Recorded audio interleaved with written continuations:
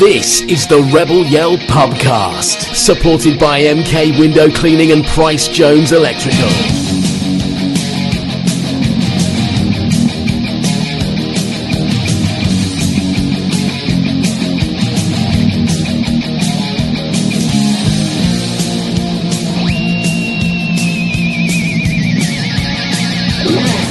Well, a very warm welcome to the Rebel Yell Pubcast. This season, not a sombre affair, is it? Lovely affair. Because we've got a manager next to us that's having a drink of a beer, and what does that taste like, manager? Come on, what's it taste like? Because I think it tastes like promotion, doesn't it, everyone? Cheers. Cheers. Cheers. There we go. Welcome to the Pubcast this year. It's a little bit more of a happy affair, Jacco. Spencer's somewhere.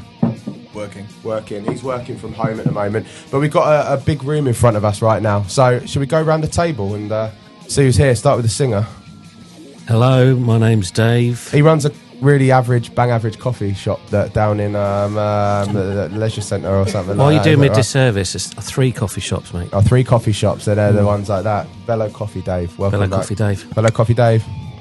Hello, it's Nat from the Supporters Association And Committee. 50-50 extraordinaire 50-50 seller, yes. Yeah, you know that. And getting abuse of people who couldn't find a seat for the game. Yeah, on and Saturday. to be honest, if you haven't been hounded by Nat when you walk into the ground, you haven't made it in life, have you? No, we're getting numbers up. There we go. Oh, Cam's just turned up. What time do you call this? Cheers for Cam Morrison.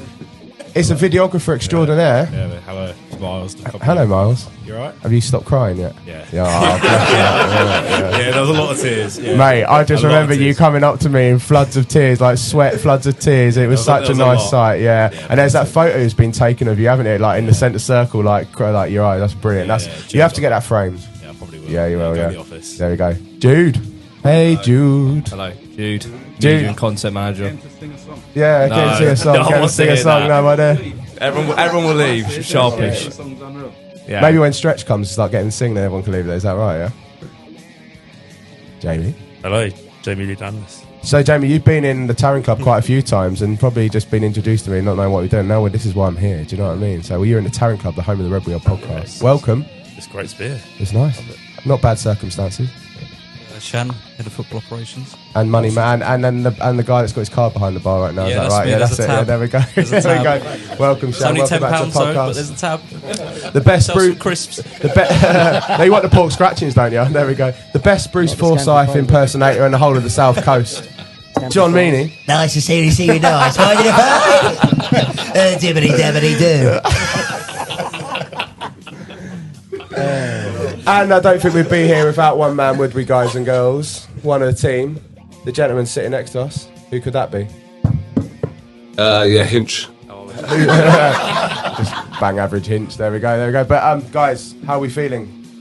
Cam, sorry, there you go. Get the microphone. Where's Cam's mic? There you go. Hello, Cam. Hello, everyone. Late Cam. There we go. Sorry, my watch broke. That's all right, mate. That's all right. Can someone afford to buy him a new watch with that promotion? Shan? Yeah. He's doing all right. Cam's doing all right. I mean, that's a lovely jacket. Is that from On? Is that On? That's Primani, mate. That's it's an looking good for expensive Primark, jacket. mate, yeah. Not flannel. That's Yeah. not nice. It's my. I've got a new aftershave as well. Oh. It's called breadcrumbs. What's that, Cam? The birds love it. Spencer would be jealous of these damn jokes, wouldn't he? He'd literally be jealous. That's brilliant. Brilliant. Oh, that's good. So, coming soon next season. You need a head of commercial here to start that out, don't you? You need that breadcrumbs next season. Yeah, see, it'll be a good deal. Shirt sponsor. Yeah. I'm sure he's bringing loads of money in as we speak. Yeah, you know, that's his position. Right, guys, how we felt? Like, honestly, it's now, we record this on, someone grab the mic and tell me how you feel. One of you, tell me how you feel. Go on, Jude, he's looking at the mic. He's literally right, Jude, you've been literally milking the social media posts all week, and I don't blame you. That's my job. I literally don't blame you, but every day has just been reliving the moment. So you probably more than anyone have been reliving that moment by looking at the sort of social. What's it felt like? You know, your first season at Worthing Football Club, you come from Chester, and you'll be playing Chester next year. Well, no, they got knocked out. Oh, they got knocked out. The playoffs last night. Yeah. Did your heart bleed and you looked at that big trophy on right in front of you? My heart. I was sad for Oh, maybe yeah, half we a haven't second. introduced that trophy. I mean, what do you call the trophy? What did you call her earlier? Mrs. Worthing earlier. Mrs. Worthing earlier. Mrs. Worthing sat on the table right in front of us. It's looking a bit worse. I didn't think that was now, not isn't going it? on the podcast. If you Yeah, lovely handles. She's got those love handles there. But yeah, so just tell me, how have you felt? Like first season, you couldn't have asked for a better end result. Could you? It's been good to be fair. Yeah, I couldn't really wish for anything better. To be fair, like I say, in terms of content, it's been unbelievable. My life has been so easy last week. Obviously, Miles, Jay, the whole team captured all of it somehow because there was just so much going on with the pitch invasion and everything. But say like I've been reliving it over and over the last 5 days, and it's just been like unbelievable. I think one of the highlights was when Cam literally like runs right in front of the camera, like yeah. Well, we have a running joke because last time we won the league as well, Cam did the same thing. He was front and centre. Did ya? He was the star of the show. If you actually rewatch it, Oh, we watched really? when we won it at Bowes and Pitsy. Yeah. Watch out for young Cameron Morrison. Honestly, Oh. he's the centre of the stage. He loves it. There you go, Cam. There you go, Cam. What do you think of that, Cam, Mr. Mike? I pulled my hammy at the same time. So just waiting for Stretch to rock up. Oh, so we're yeah, gonna have some hammy. live action physio on the podcast tonight. Then yeah. So No, not sure we want that. No, there we go. But Cam, like, as you got the mic in your hand, like, what did that feel? Obviously, you come back to the club like a little bit after Hinch had returned. You know, we'd seen you coming in a couple of times just to watch the games, and you know, it must be nice to be home. But that ultimate end goal of promotion, what that must have just been just exactly what everyone was feeling was captured on that camera. Yeah, it was brilliant. I'm sure a lot of sort of everyone in there, especially how far sort of the Cubs come. I remember coming to games, waiting 15 minutes before the into the game, so no one was on the turnstile, so I can get them for free, which would have saved me about £2 back in the day. So it's brilliant to see. Oh, here he is. Chris Biggs has turned up. Come on, Biggsy, grab a chair, mate. Grab a chair. So yeah, you used to turn up to try and get him for free. Yeah, like 15 minutes later, and then you'd sort of try and hunt down a seat in the stand which didn't have bird poo on it. No, there we go. So You didn't have to pay to get in today, mate. You have to be 15 minutes late. It's when they open the gates again, don't they? Yeah, well, I thought there's a membership fee downstairs, so I thought I'd try and sneak in. Yeah. Well, we've actually had a word with Val tonight, Hinch. You've got to try and pick up your lifetime membership card. She's going to get it sorted for you. So you don't have to rely on people letting you in anymore. Not that I think the door will ever be held closed for you, but, you know, like... There we go. So I talked to Miles next. Miles, obviously we joked about you, and I think you summed up it most, and you got people's lumps in people's throat with your just overwhelming emotion at the end. So you obviously on the pitch, and you could, I don't know if you've realised, but that video you're running to say, you can hear you sort of like laughing, like and everything like. It's quite funny. Yeah. So what did that feel like? Why do you feel you got so emotional and upset over that? Well, not upset, happy tears. Do you know what I mean? I mean, no, I've been here 4 years now, so I've seen. You followed the heartbreak in the National League South, haven't you? I've seen like the playoff final, losing the league, the last game of the season. So I think all of that, plus being like a Worthing boy, it's sort of just all the emotions like hit at once. Yeah, pretty much. Yeah. No, it sort of summed everyone up in Worthing, I think, with just the way that full time. I mean, you probably were trying to keep an eye on other scores as well, but you had to obviously had to get film the action, so you can't I was really keeping an eye on the Hornchurch score just to make sure, but. When Raz's goal went in, I was just like, we're actually going to do it. But it's just that sort of culmination you felt. But it was the longest 40 minutes of football of your life after that Raz goal went in, wasn't it? Especially when he hit the post about 10 minutes later. Yeah, it felt like just get it over and done with. But when the full-time whistle went, just like everything, all the emotions went through. Were the best thing I've ever had. When you were appearing on Raz's blog, because he tries to nick all of your sort of videos, doesn't he? No, to be fair, every game he always gives me a message being like, "Can you send me the footage?" And I always helping out the team in any way because it just what I like doing, helping the players out any way I can with if they want footage and just doing anything I can to help them. Really. You got a degree now, haven't you? Not yet. Oh, you're about to get a degree, aren't you? Yeah, I'm like 2 months away from getting my degree. Jude's got to get his wallet out next season, hasn't he? Oh, there we go. We'll see. No, I mean, Miles, I think everyone can say here some of the moments you've captured, like, you know, I just love watching those, like, access all areas. You know, you've done a lot for the Sports Association. You got us in the videos, and, you know, we really appreciate it. And I think it's just another aspect to this club and, like, your videography. You know, we get the match day highlights, which is just plain vanilla highlights, but actually get the fan reactions, everything like that. I think everyone in this room can agree that you've just done such a great job. So well done, Miles. So a little round of applause to you, mate. And you better be back next season, because I've seen Brighton and Hove Albion are recruiting for a social media person right now. You better bloody not go there, mate. No comment. No, here he goes. There we go. Jude, get the money out. Get the wallet out, mate. Seriously. As I like to say, I might as well pass Nat on to Nat. 50-50 seller extraordinaire and committee member of the Supporters Association. And a fan. And a fan. I've been coming for a long time. Do you know what thing I love is obviously we're friends outside, we're on the committee and we've got social media. I've seen like your kids have grown up and you often share the pictures when we won the Isthmian South East trophy and now you're seeing your boy about to turn 18 and he can get his own Bet365 account now, can't he? And everything like that. Thank God for that. And but like obviously that's the sort of 3 promotions you've seen as a Worthing fan. Like how does that feel finally? Like your husband Paul, the kids. Yeah. The boys have grown up coming to Worthing. I think we started going just before George took over, I think, as a family. And when you had to pay £2 to go up in the stand for those days. And then when George took over, all his mates were working behind the bar. It was really funny because a lot of them weren't really bar staff. No. And just to see everything that happened is amazing, really. It's amazing for the town, for the club, for everyone involved. And it's nice to be more involved now. I've got a bit more free time now. Kids are older, so to help out and stuff. So, yeah, it's great. And Saturday night was brilliant. Oh, it was unbelievable, wasn't it? And I had both my boys in there as well. So that's such a lovely memory as a family to have, I think. Oh, it's nice, yeah. Got some nice photos. And I know it's a high, you've got to take the highs, haven't you? Because there's a lot of lows. And I can still remember being in the bar celebrating because we stayed up one season. I can't remember which season it was, but stayed up on the last day by getting a draw, I think. Yeah. But yeah, so you've got to really enjoy the good moments, I think. Yeah. They're few and far between sometimes, it feels like.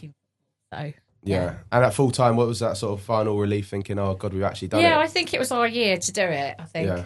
Because we've been so close and we needed to go up and see what happens next. The next point of the journey. About bloody time, yeah. When we're coming back from Gateshead on a cold, wet Tuesday night in Gateshead, That'll be the next one. I don't think I'll be going to Gateshead on Tuesday night. We're no real, but yeah, no. There's a good few away games we can get to. I'm hoping we get to Torquay because I've never made it down there. So yeah, but it'll probably be on a Tuesday night again, won't it? It's always on a Tuesday night or midweek game. It's a pain in the backside. But we'll be able to get live streams this season, won't we? In the club. Yeah, at least we do that. That'd be nice. That'd be good. Well done on the 50-50 and thanks. I mean, it's record figures now. What was it on Saturday? It was something like 680 quid or something, wasn't it? £680. It's mental. And we won't mention who won it. Well, if you want to blame anyone, blame Mencap Worthing for picking out his number. It was actually Mencap picked it out, so he did it. Yeah, so the Mencap lady picked it out as an independent. Yeah, so there. Yeah, she did.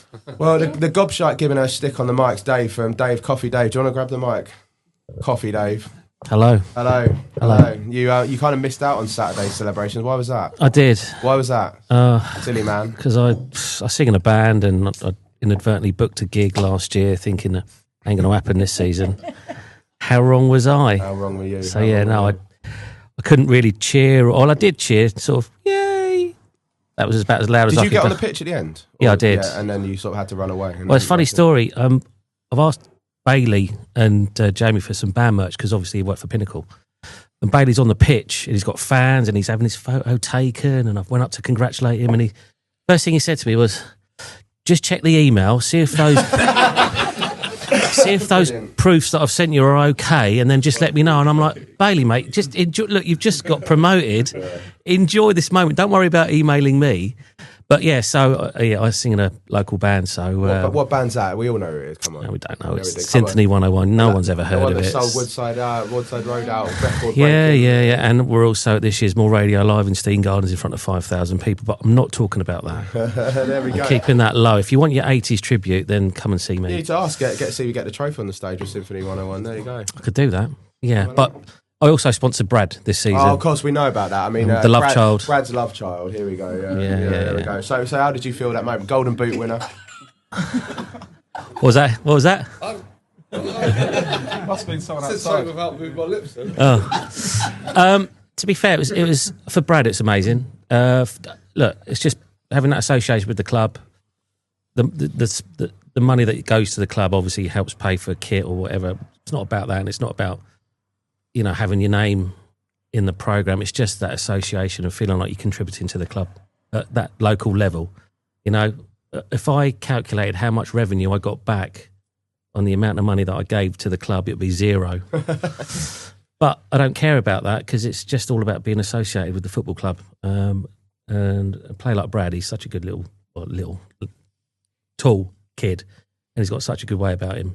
It was just nice to have that association with with the club and with him and with the players. So yeah, it was great. And that night at Western Supermare, I'll never forget that. That was the fair highlight play for for me. going down there, mate. You know, it's I mean, there weren't many fans down there, but it was a handful. You were quite surprised. I mean, There was a fair got turnout. yeah, and you were surprised, weren't you, Hinch? Like you said, like. But it was a nasty night. The conditions were awful. The wind was just all over the show.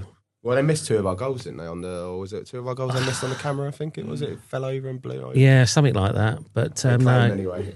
no, Hinch got him on finally, and and he came on. He set up Joel and then scored the winner, and it was scenes on toast. I think is what the kids call it now. Scenes on toast. There we go. Is that what they call it, Jude? I think it's scenes on toast. No. Or is it limbs? But my missus says it's arms. Pure limbs in it or something. Pure like limbs. I don't know. Anyway, it was mad. So yeah, it was nice to be associated with the club in that kind of way. So yeah, it was brilliant. But good stuff. And how long have you been sort of watching Worthing for now? 4 years. 4 years. Well, Yeah, I'm a bit Johnny come lately, but it's fine. But were you here for the Isthmian celebrations? no, just after. just after. So you've been here for the heartbreak as well. Yeah, been here for the heartbreak. I know you can't think of anything more what to do on your Saturday or Tuesday night, could you? Not now. Not singing in a band. No, No Saturday gigs for the foreseeable. There are a Can't few, operate like that, can he? but they'll be shifted. They'll be moved. If it's a decent home game or if it's a decent away game, I'll be moving the gigs around for sure. If it's Carlisle away on a Saturday, Sunday nights only, isn't it? it's got to be. It's got to be. Saturdays, isn't it? But no, we've looked at the teams and we're trying to work out the fixtures and how much DAZN watching we're going to do because obviously Gateshead on a Tuesday. That's a little bit of a stretch. You know it's going to happen though, don't you? Of course you do. It's definitely going to be. Some of the away ones though, you've got to go. As this is, as fans, this is going to be a really exciting time for all of us to go follow the boys and really get behind them in these big teams. So I don't think anyone around this table cannot wait for next season to start. Definitely. So definitely. Whoever's playing, Yeah. it's just Worthing. So Yeah. And you enjoyed the coffee cast we did a couple of months ago. It was a good laugh, wasn't it? yeah, we'll do another one, 100%. Pre-season. Yeah, whatever. Yeah. Don't mind. I think we'll give O'Day's Cortado. Did feel sorry for him. That story. That of was him. a story and a half, wasn't it? Yeah. Amazing story. I mean, funnily enough, we're going. Me and the missus are going to Italy next month. We're flying out of Stansted, so I said I'd take a photo of that toilet that he lived in for 3 days. 3 days in a disabled toilet. I'm going to take a picture, just to show where he's come in such a short space of time. on the subject of O'Day, Shan, can you grab a mic, please? Because I saw something on your social media the other day that made me laugh, and I didn't know the story behind it. And for anyone that has, can you say the story first of all before I actually drop you in it? I mean, I thought this was a family show. Oh no, we on when you upload to Acast, has it got explicit language or like thing? It's always got yes, so it's fine. Can you say it first? Yeah. I'll give you start from the beginning. I'll give you the story. Why I so messaged you, I was at the club on, I think it was a Monday. He come up to me and said, "Can you get me 3 shirts for Saturday?" I said, "Yeah, sure. What do you want on them?" He said, "O'Day 69." straight pound face. So I'm a man of my word. So I just literally got my phone out, ordered it, and then on Friday, Cam's FaceTiming me, and I was moving Friday, so I thought, bit worried, like day before a game. Moving house? Yeah. Are you down here now? Yeah, I've moved. Are you actually down here? Yeah, I moved down here. Sussex South Coast? I'm a Sussex boy now. And anyway, Cam's FaceTime, he put me on to O'Day. And he's like, fucking hell, Shan, do you not know English banter? I was like, what's going on here? He's like, thank you. Good, wasn't it? And he was like, it was a joke. It was a joke. So anyway, I think Bailey at Pinnacle sorted him out with some shirts quickly. And then I went on the pitch after the game and there was a 10-year-old running around in an O'Day 69 shirt. So I was so baffled what had happened. But yeah, it become a bit of a laughing joke. And I think it took a bit of pressure off the lads as well. So it was a ChatGPT picture that made me laugh, wasn't it? Yeah, so I created that. I put it in our staff chat. That was brilliant. Yeah, it was good. So if O'Day's back next season, you've got to give him that number, surely. Or is it banned? But are they allowed to have that number in football? I think if we choose to do squad numbers, I don't know. You've got to put him at Might be 69, able to do it. yeah. You've got to do it. Even just to mug him off when the registration papers go through or something like that. There we go. But yeah. We'll get back to you in a second, Shan, but there's a guy that turned up lately. Johnny come lately, Bigsy.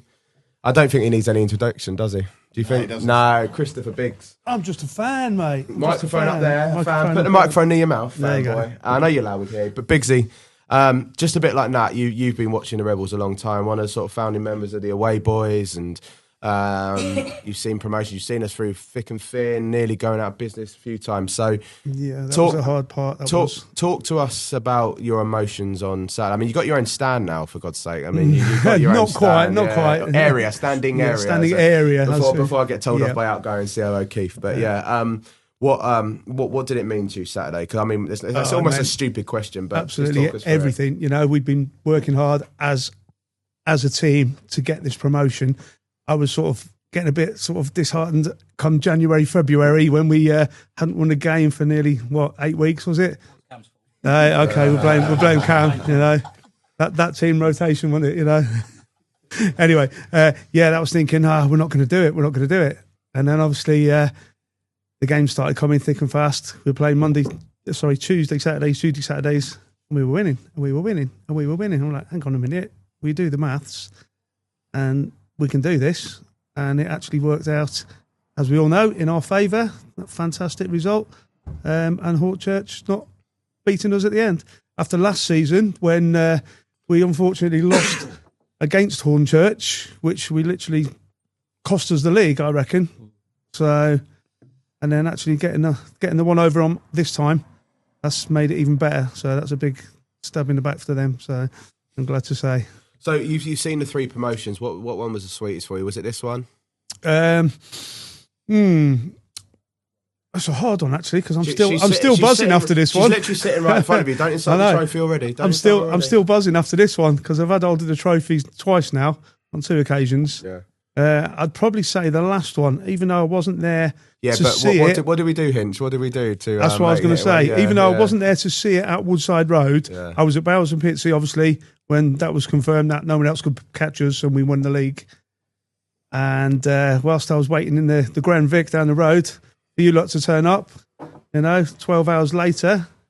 Blame the crossing for that. Yeah, Hinch turns up with a trophy. But Hinch, I know you hadn't seen that video till a couple of weeks ago that I showed you on my phone about you going surprising like Chris with a trophy and seeing some of the other people. Do you obviously remember that moment? Like what did that moment mean to you at the time? Taking Isthmian League as like one of the most loyal fans. Unfortunately, for circumstances, wasn't at the game, but you must remember that as a sort of a highlight of that promotion. Yeah, it's important to share all them sort of moments with the supporters. Obviously, massive part of this club, and I know Biggsy and has been there, through thick and thin, and from the start. When it was a grass pitch, he's one of them with Kev Golds that I remember with 200 odd people being at the club and stands falling down and stuff like that. So I think you've got to remember people like that about their support and them being there. Then don't have a club. So. Yeah, well, we'll come back to you about your thoughts in a second. But Biggsy, just finishing on your intro there, not going to get many better days than that, are we, on Saturday? No. I held back from going on the pitch for a little while. Everyone was on there, and I'm like, I don't care. I'm going on here. You can't get banned again, can you? Well, not when there was already 3,000 people on that pitch. You know what I mean? Sounds like he'll be singled out, won't he? Barry sending this in. That's it. But, well done, mate. And, so honestly, everyone, it's so nice to be there in person with you this time. Yeah, so the trophy celebrations, friends and everything like that. But before we get on to the sort of a football playing team and staff, Shan, the last sort of... the last guy to speak before we get onto the football staff there. But so you've been Worthing now. Is this your 3rd season at Worthing? Second full season. So I joined just before the 2 playoff games against Maidstone and Braintree. Yeah, because we got you on the podcast earlier in the season. We actually found out what the hell you actually did because no one actually knew, did we? I think I know now. Yeah, very question. I think I know, but he must love it now. He's moved down to Sussex now, and instead of printing dodgy shirts for footballers and everything like that. But I mean, how you obviously got an affiliation with the club now, and you're a fan as well. So how did that feel for you? Because obviously you got your management sort of head on that sort of the game, but you've also got the fans head on. So how did you take the sort of time on Saturday? What's going through your head? Yeah, it was tricky because Keith and I had to plan for all eventualities. So we had Thieves Kitchen booked, and I had to put together what the trophy lift would look like, even though... So you actually had Thieves Kitchen, but it was actually penciled. It was booked the week before as well. Yeah, I know, I heard that. Yeah, and we had to cancel it, and we had to put together a plan of... Vince shaking his head right now. We had to put together a plan of kind of, what the aftermath would look like. So I'll be honest, I didn't enjoy the game. I thought it was a great game of football, and it could have been a lot more emphatic, but obviously I'm constantly thinking about what ifs, and I think it was more relief after. Like, my whole time at the club, we've been pushing for this. But to get over the line and do it with these people was really special. Yeah, no, it was pretty good. And you managed to let your hair down eventually when you got to the Thieves Kitchen. Thought, thank God I don't have to cancel this again. Because the third time you had to book it out for a promotion party, I think you just gone sod it. We're not doing anything now. Yeah, well, I think last year we booked an open top bus parade, which we had to cancel. And then, we had Thieves Kitchen booked for after Maidstone, which we cancelled. So this was the third time lucky. Have we got an open top bus parade this year? I don't think that will happen this year, unfortunately. But yeah, I definitely did let my hair down, and Cam pushed me over on the dance floor at one point, so I've done my ACL as well. I don't know if he's joking or not, is he? No, I slipped over. Murder on the dance floor. Oh, here comes Stretch. And speaking of that, well, you got an ACL injury, is that right? Yeah. I've got an ACL injury from Thieves Kitchen. Yeah. Oh, have you? Yeah, I fell over. Yeah. Evening all. Hello. Hello. Matt's just turned up. Matt, do you want to introduce yourself into the microphone as you just turned up? Hello, I'm Stretch. That's the shortest intro ever. Well, welcome to the Rebel Yell Podcast. We'll come and chat to you in a minute. But yeah, welcome to the madhouse here, mate. So, Shan, just finishing up now. I guess I know you were in meetings on Monday because you told me, the hard work starts now, doesn't it?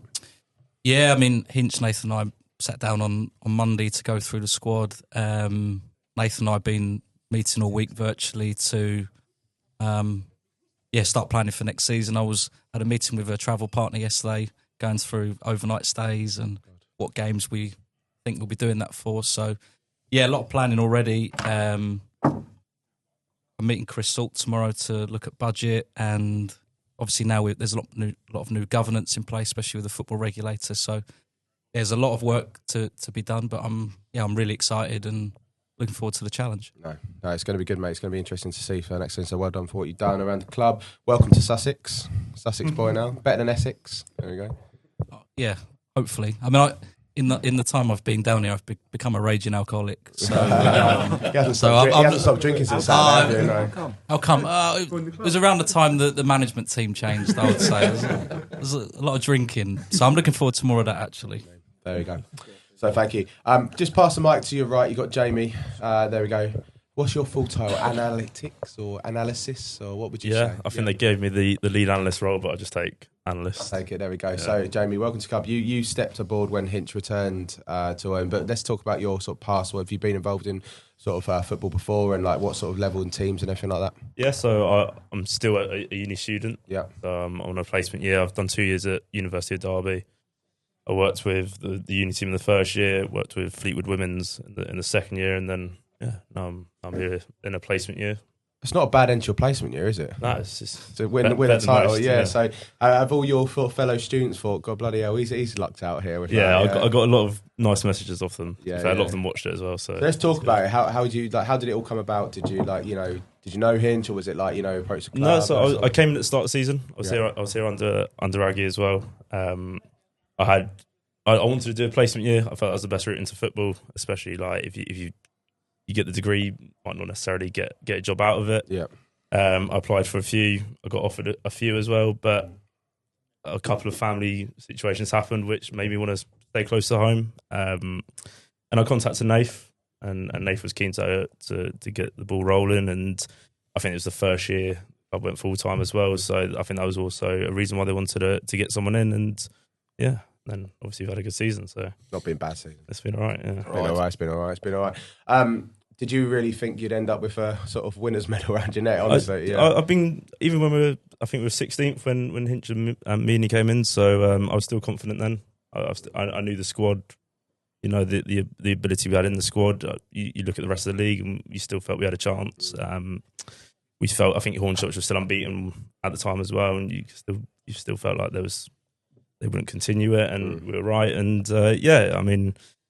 it only took me. I came in towards the end of last season. I watched some training sessions, and even you looked at the squad then and thought, it's like even for the National Youth South, it's a good standard. So I was always confident. So a nice, happy celebration on Saturday. So you had your partner on the pitch with you there. Yeah, How did she feel about it? Or was she like on she was just glad because I said to her for the Maidstone game as well, I said, we'll probably go out afterwards if we win. As soon as we lost, I messaged her saying, we're not going out, staying in. And she was probably more fuming with that. So, I think she was happy we're actually going to go, because we don't go out much drinking, because obviously I try and stay not professional, but I try. I know if I have a few, I'll probably be hungover for a few days. We had a good night, and wasn't bad. Yeah, she ended up carrying me home. So there we go. Any ACL injuries to report? No, I think I fell asleep at the bar in Molotov, and I think it was actually Trace that actually. Tracy actually said I'm all right and came and woke me up. Brilliant. There we go. Yeah. Brilliant. There we go. It was a heavy night. She's just a lovely lady, mate. She's looking out for your staff, man. Do you know what I mean? There we go. Well, welcome. Someone's got it. Just like Brooksy, above and beyond this year and what he's done, like probably. I know he'd like play it down and stuff, but part of everything that's gone on. So. Oh, well done. Yeah, well done, Brooksy. Cheers, thank you. Right, Matt, stretch. Yes. Hello. Lean into the mic. Yeah, stretch into the mic. Stretch that way. Stretch that way. Yeah, stretch that way. Gaffer's off for another beer. He's off for another beer. He's going to get fired. He's thirsty. He's thirsty, yeah. It's not a voice note. So you've been around a little... just said voice note. You've been quicker. You've been around a little while now, haven't you? Yes. Yeah, so you were under Aggie as well, and you stayed on when Aggie left. And obviously you must have heard of Hinch and Meeney before and everything like that, so you wanted to stay around because you know it was a good setup coming in. How did you find the end of the season? Oh, the end of the season, I mean, it was fantastic. Obviously, I think we all share the same feelings about the end of the season. It's just the relief getting there. We all knew we could do it, and we had that great run that when the guys turned up, it took us to the top of the table, and then felt like it. We almost blew it. We wondering what happened. We went from winning everything to not being able to win a game. Can I just ask why everyone points at Cam? Get the mic, Cam. Get the mic, Cam. What is it? What is it? Go on. Is it because you just turned up as Jolly Come Lately and then thought? I just thought it'd be a more entertaining end to the season. Everyone remembers the last day you win. Better for the media content. Yeah. 100%. That I'd sort of saw the lads win 25 games in a row. I decided to come in and we didn't win a game for 8 games. So. And it just seemed to be a recurring theme that I come in and we lost every game. So when that first win come, I think it was Broadbridge Heath away in the Sussex Senior Cup. Big game. So I was knee sliding down the touchline that we'd won a game. Broadbridge Heath away. I think that was the game. I think that was the first win. So I just wanted to make it entertaining for the last game. It's a bit boring if you win each game, isn't it? That's the reason. Well, I was quite grateful for the club for holding on to the last game because I was at a wedding on the Maidstone game, so it's very well appreciated that I could be there to sort of see it win. Because my pleasure for losing those games. I'm the same wavelength, so thank you so much for that. Matt, you how's the injuries been this season? How's it? So we've had a good year generally. Did a few stats on it earlier today. And just you do that to try and look at what you can improve next year. There's a bit of a slump October time into November, January, December time when the pitches change. So we can implement changes to try and overcome that next year. Obviously, we train a lot on the 3G, and that has its own problems. But when you adapt to that and have to switch to muddier, heavier pitches, has a totally different toll on the body. So. Perhaps we'll put some sort of plans in place next year to be on better pitches. Is that why rotation around that time is quite important? Yeah, rotation is very important. Very important. There we go. Very good Hinch. There we go. So signing some players as well that you need to support that as you go through that sort of cycle of the year is another thing that could be looked at. But that cycling of players through. Give them the rest they need in the recovery and so on. So, one thing that made me laugh on Saturday, I don't know if you guys are aware, obviously I'm on the pitch with Mackie and you saw Cam Tutt standing there and you had an explanation for him, didn't you? What was it you said? What did I say to him? What the fuck are you doing here? Yeah. Fuck off, I think it was. Oh, fuck off. He was begging me for the high vis, so he said he would thing, and no one would see him there. So he could just slip on. Stretch sees me. He's going to kick me off. I was like, no, he's getting his middle. That was. He turned up to Dorking with his tracksuit. Go on, grab the mic, Hinch. Sorry, just while we're on Tutty. He turned up to Dorking with the rest of the boys, Spoggy and stuff, and come with his tracksuit just because he didn't have a ticket. He was, I think, what, is in Dorking this season? Shut up. He was messaging everybody for a ticket, couldn't get one, so turn up his track. So I think we might just have to make him a lucky mascot or something. I mean, can he be Mackie's mascot? Yeah, I know. He should be walking around with Mackie, really, shouldn't he? Still get injured. Oh, yeah. He'll still be in the treatment room looking for bloody rubs. Camped up, bless him. What a guy, what a guy. Well, we always used to say he was here for the vibes when Aggie kept him on last year, so yeah, but good. But up there with one of your career highlights is? Oh, 100%. Yeah. 100%. Like I say, the absolute relief at the end of getting it across the line. It's one of the biggest ones. Like I say, we say no inch and for years, and we've been through a lot at Brighton, as well as the other years when we were part-time, years when Adam first started. So I've always been involved. And so to see that journey, see the change, and you're just so desperate to get it across the line. And the relief, not only for us and the club, but for the town and everything. It's just fantastic. So yeah, one of the definite highlights. I certainly went for it and burnt out quite brightly on that evening out. So yeah, I didn't make it. I'm not as young as I used to be, and not having any. You didn't make it to Molotov, no? I did make it to Molotov. You made it to Thieves' Kitchen, though. I made it to Thieves' Kitchen. Yeah. But yeah, I ducked out quite early. I hadn't had anything to eat since breakfast time, so it sort of caught up with me. There we go. But yeah, it was well worth it. Stretch, well done. No, enjoy the moment. John, grab the mic. Here he goes. Bruce Forsyth himself. Yeah, no more Bruce Forsyth. We've milked that one now, haven't we? But yeah, do it only once. John, obviously it's great to see you back at the club. Someone that's a Worthing guy through and through. And what did that moment mean to you? Like, Saturday putting that winner's medal around your neck. 'Cause I know you're very humble about it. Before you've said to me before, you just focus on the next game. But to finally be able to say I'm a promotion, I'm a champion, as part of this team, it must have been an amazing feeling. Yes, well, I come back to the club, had every belief. Hinch and I linking up again. When we looked at the due diligence of the players and the rest of the support staff, and obviously Cam coming in as well, we was only strengthening and improving as the season went on, and that belief never stopped, And for me, just immensely proud of not just obviously my own personal achievements or the little contribution that I've given, the rest of the staff, the players, all the volunteers.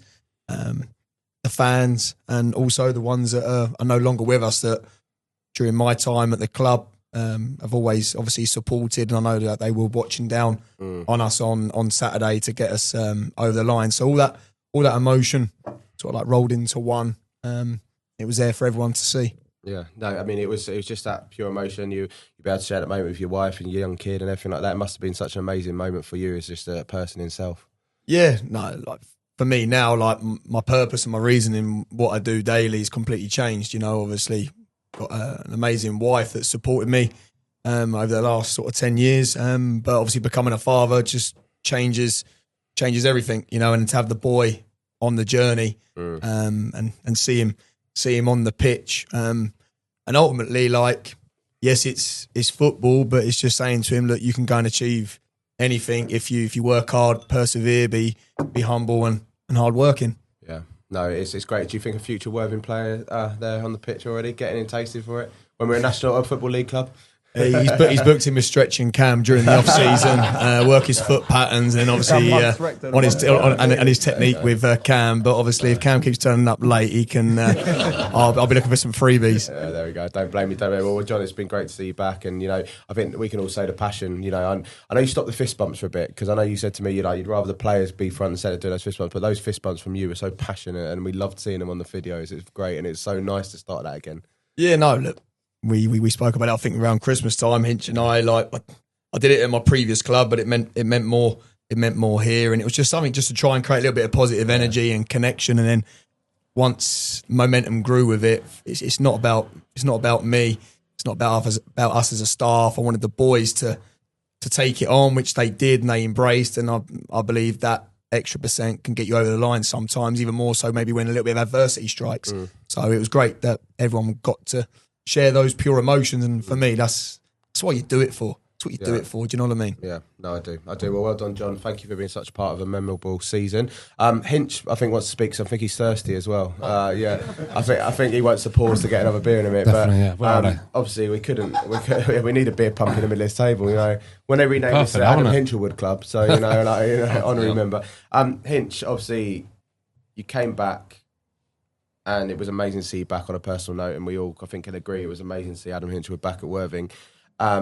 And I said to you before, like, you weren't gonna lie, was it the best? Was it the right idea? Was it for you? Was it for like the club? Was it good to have you back third time? I think we could all say now it bloody was, wasn't it? I think we can all agree it was a good choice. But Saturday, medal around your neck, drinking promotion.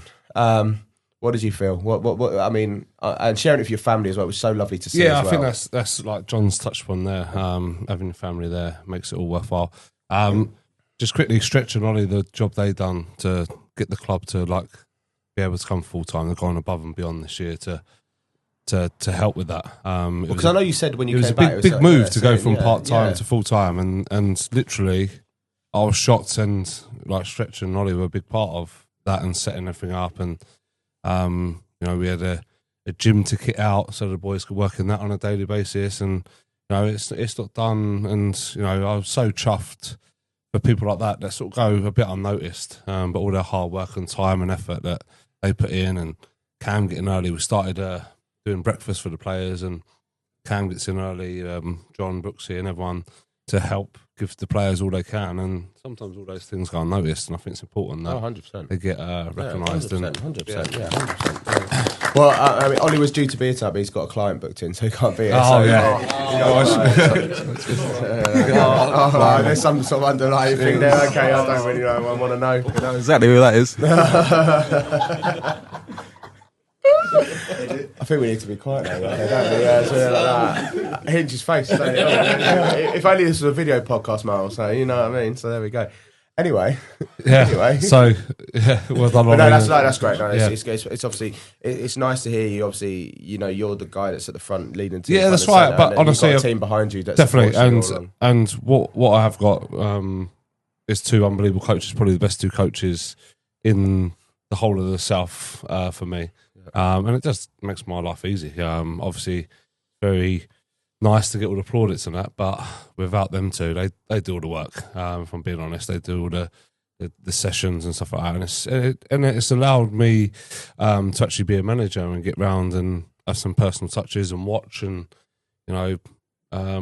actually do some managing. So it's really nice when you've got two people as good as these on the grass. Like I say, it makes my life easy, and I think we've got an unbelievable staff off the pitch, and that's really contributed and made, like I say, feel like I'm just milking all the plaudits and not doing any work at times. So and that's all because of their work.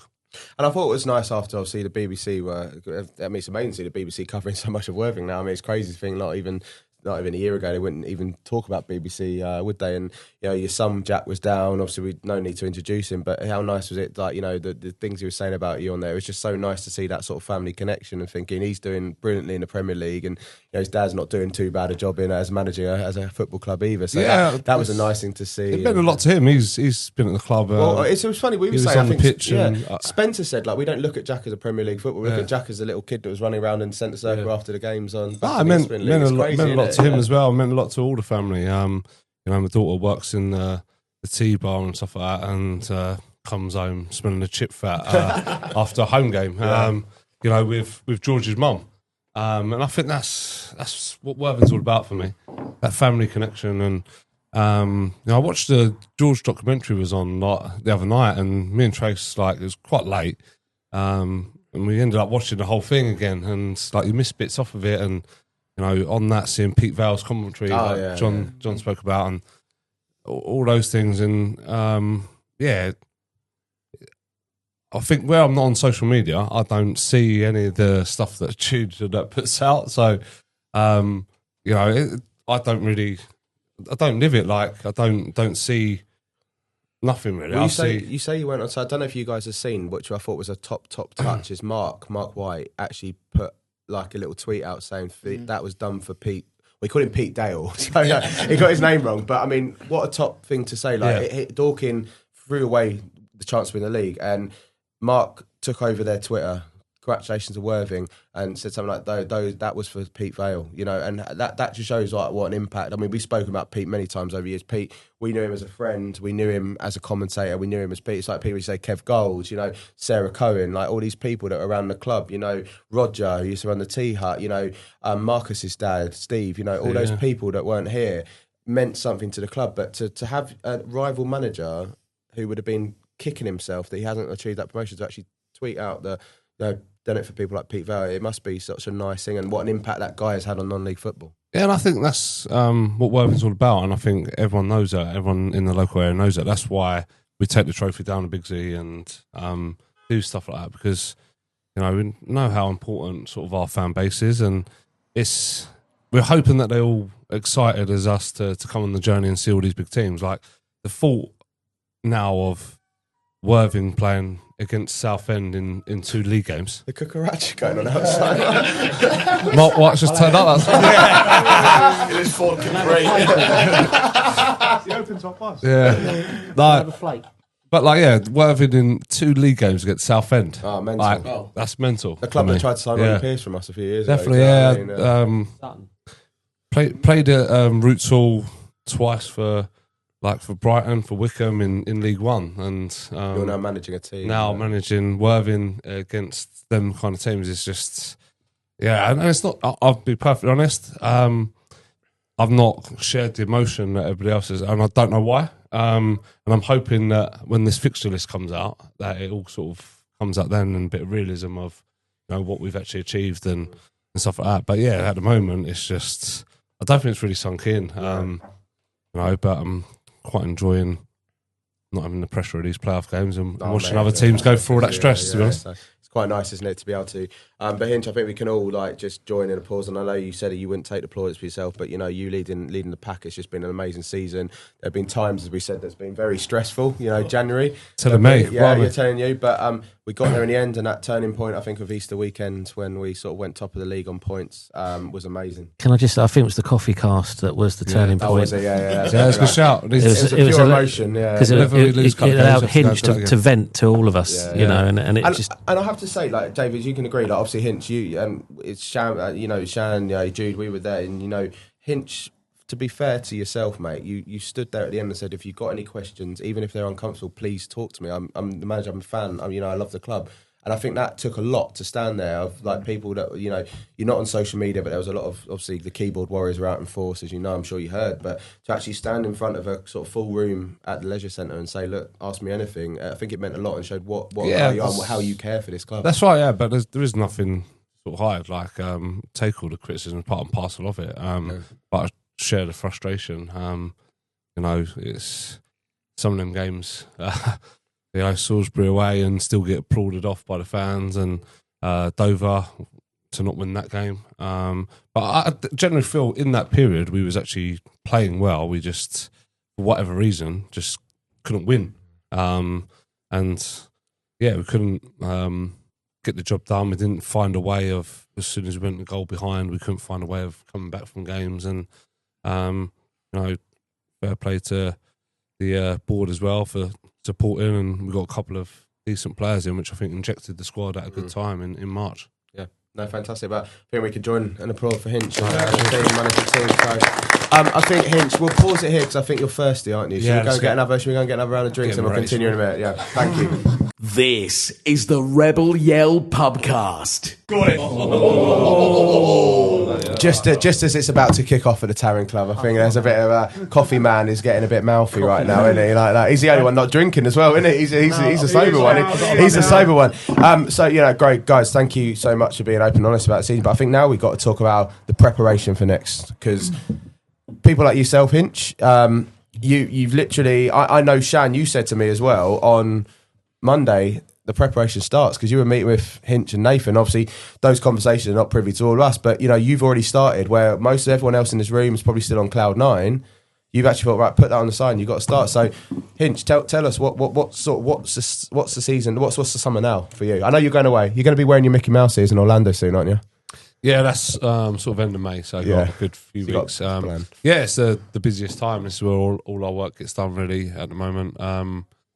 Meeting with the current squads next week. Meeting tomorrow about potential recruitment meeting, sorting out pre-season. So there's so much to do. Get the current staff all sorted and agreed on contracts and that as well. So there's lots to do in the foreseeable future. And it's a tough league. Is that I think it was Mark that sort of told me a stat that it's 80% of teams that go up from National League South get relegated within 2 years. So we most certainly don't want to be part of that stat. And for that to happen, we need to do lots of hard work off the pitch. Well, someone said downstairs, actually, I can't remember when we're just refilling the drinks, is we've got a 2-week head start on everyone else, which is nice. You know, you can get that extra bit. You know, that was it you, Matt? Yeah, Stretch was saying it. So there we go. He was saying it. There we go. He's a statistician as well. Yeah, just say no. Right, say no. Go say no. There we go. There we go. So, but that's a nice sort of thing to have, isn't it? Like, whereas having to worry about the playoffs and what you got to do, that must be a nice little thing to think.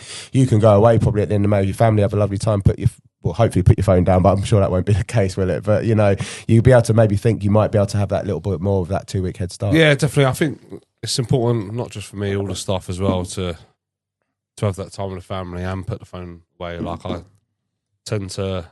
It's a busy time in terms of signings and stuff like that, but the phone does go away, and normally just sneak up to the room and have like about an hour just to catch up on messages. Yeah. And that's it. It goes away again. And is that when they're meeting the princesses at Disney? You'll be doing that. I'll be there for that. Don't worry. Okay, no, for that you will be. Sorry, no, you'll be there for the princesses. Take the trophy. Yeah. That's the picture of that. God, you can imagine. You imagine something seen on somewhere.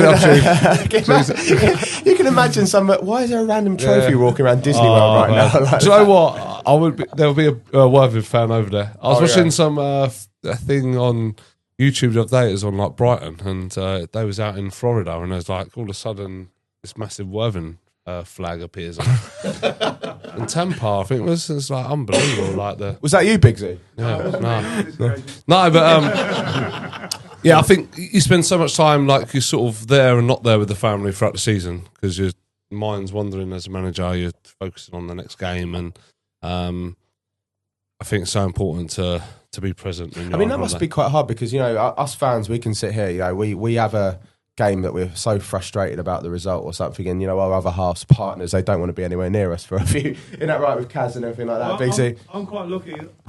There we go. Get him in the microphone. I'm quite lucky because me and my wife have got a good relationship.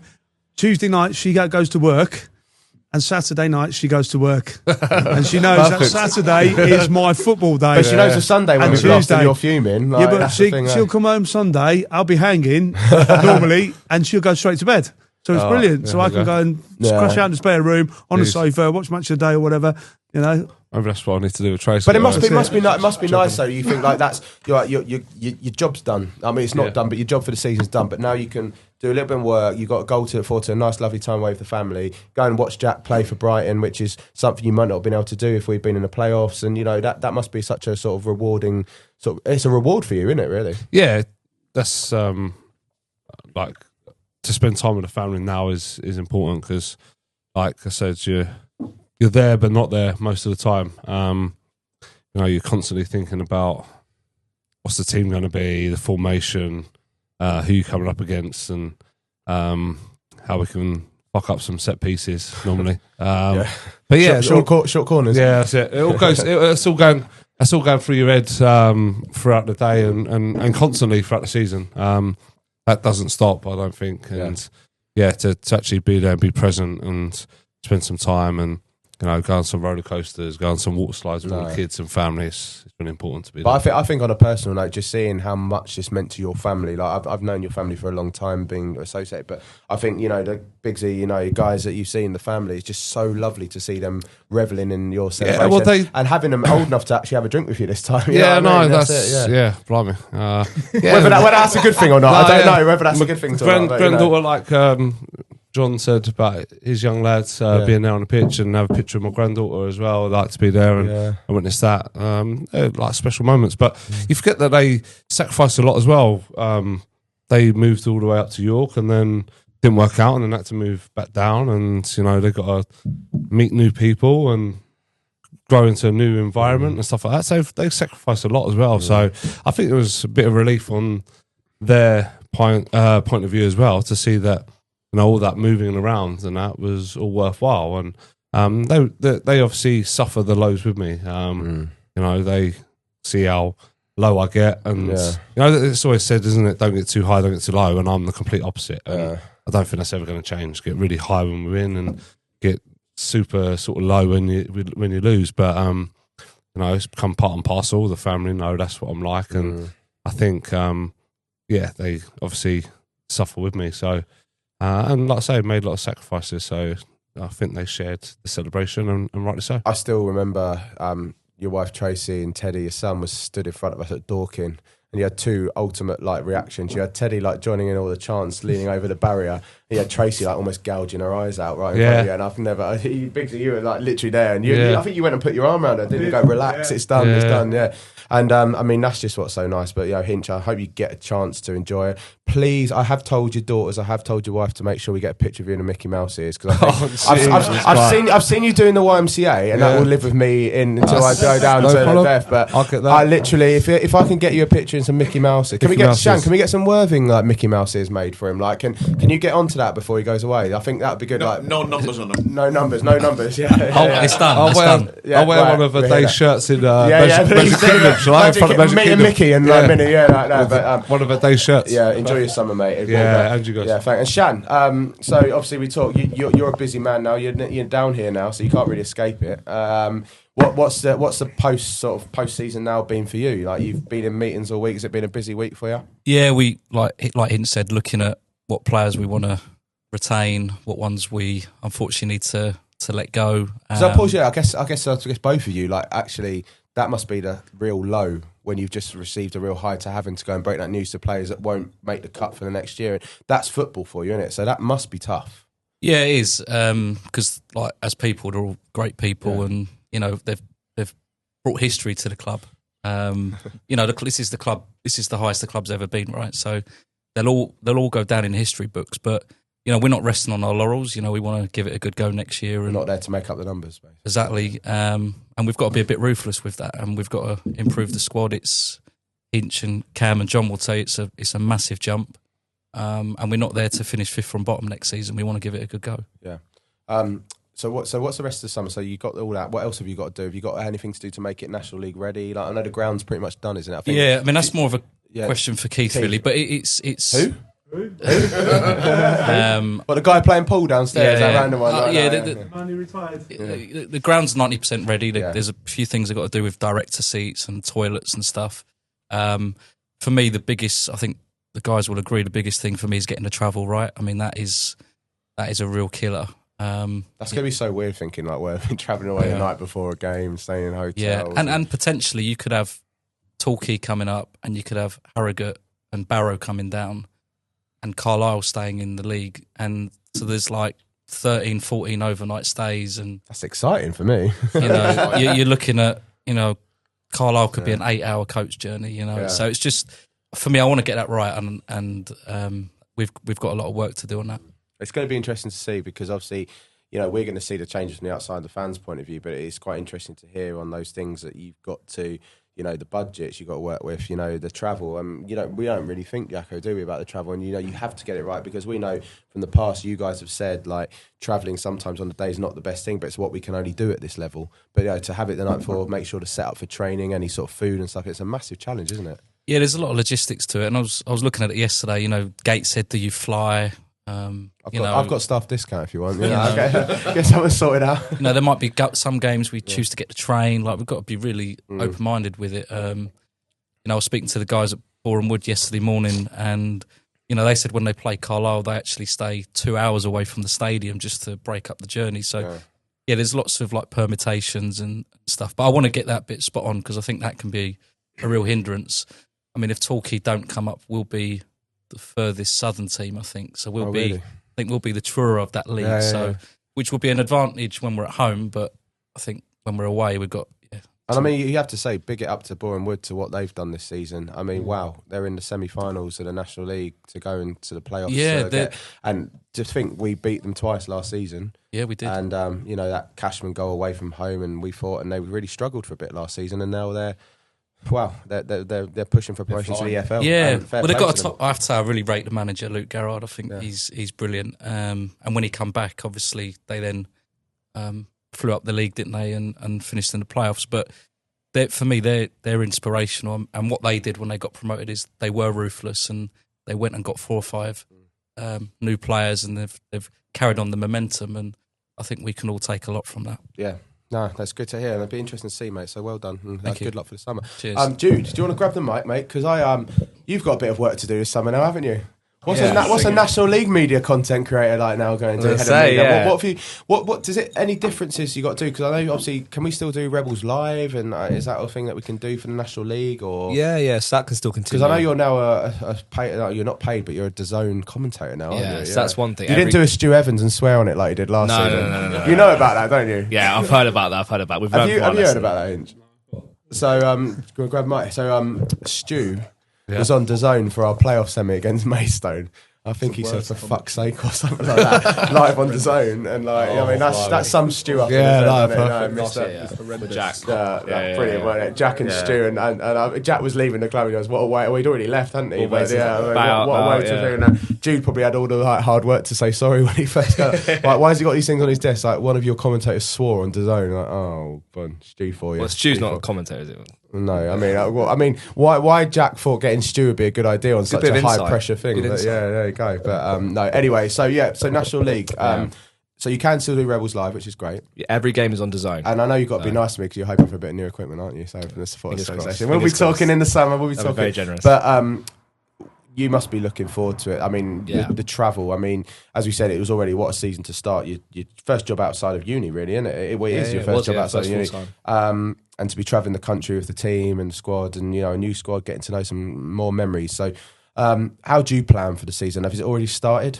Yeah, absolutely. So obviously, kind of had an inkling that we were going to go up. So obviously, you start thinking about your team for next year. Obviously, the travelling is going to be incredibly hard. Obviously, for the media team, 50% of us were volunteers of the team. So you've got to sort of factor that in. When you're travelling to Gateshead, potentially on a Tuesday night, a lot of volunteers won't be able to do that. So sort of working around that, building on that. Of course, there's going to be a lot of excitement. So keeping that going is the most important thing. Hopefully some good new signings as well.